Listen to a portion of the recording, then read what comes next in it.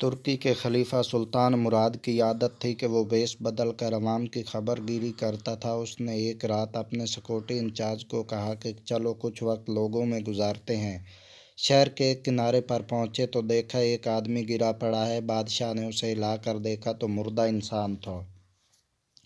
لوگ اس کے پاس سے گزر کر جا رہے تھے۔ بادشاہ نے لوگوں کو آواز دی، ادھر آؤ بھائی۔ لوگ جمع ہو گئے اور وہ بادشاہ کو پہچان نہ سکے۔ پوچھا کیا بات ہے؟ بادشاہ نے کہا آدمی مرا پڑا ہے، اس کو کسی نے کیوں نہیں اٹھایا؟ کون ہے یہ اور اس کے گھر والے کہاں ہیں؟ لوگوں نے کہا یہ بہت برا اور گنہگار انسان ہے۔ تو سلطان مراد نے کہا کیا یہ امت محمدیہ میں سے نہیں ہے؟ چلو اس کو اٹھائیں اور اس کے گھر لے چلیں۔ لوگوں نے میت گھر پہنچا دی۔ اس کی بیوی نے خاوند کی لاش دیکھی تو رونے لگی۔ لوگ چلے گئے۔ بادشاہ اور اس کا سیکورٹی انچارج وہیں عورت کا رونا سنتے رہے۔ وہ کہہ رہی تھی میں گواہی دیتی ہوں بے شک تو اللہ کا ولی ہے اور نیک لوگوں میں سے ہے۔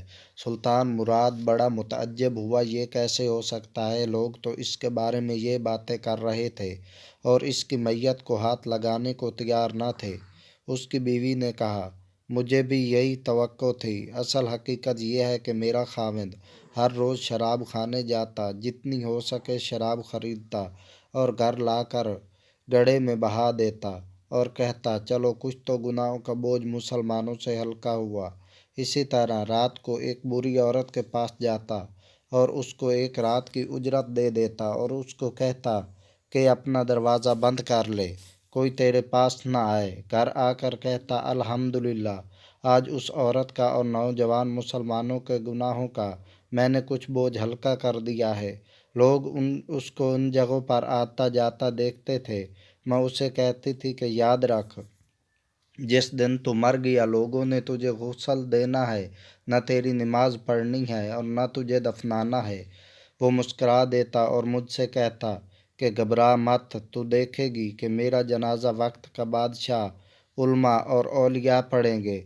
یہ سن کر بادشاہ رو پڑا اور کہنے لگا کہ میں سلطان مراد ہوں، کل ہم اس کو غسل دیں گے، ہم اس کی نماز جنازہ بھی پڑھائیں گے اور اس کی تدفین بھی ہم کروائیں گے۔ چنانچہ اس کا جنازہ بادشاہ، علماء، اولیاء اور کثیر عوام نے پڑھا۔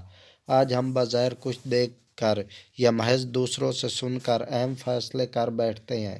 اگر ہم دوسروں کے دلوں کے بھید جان جائیں تو ہماری زبانیں گونگی ہو جائیں۔ زید نگاہ کم سے کم کسی رند کو نہ دیکھ، نہ جانے اس کریم کو تو ہے وہ کہ وہ پسند۔ نئے آنے والے ناظرین سے گزارش ہے کہ چینل کو سبسکرائب کر لیں اور ساتھ لگے بیل آئیکن کو ضرور دبائیں تاکہ ہر نئی آنے والی ویڈیو کا نوٹیفیکیشن آپ کو مل سکے۔ اگر ہماری ویڈیو اچھی لگے تو لائک اور کمنٹ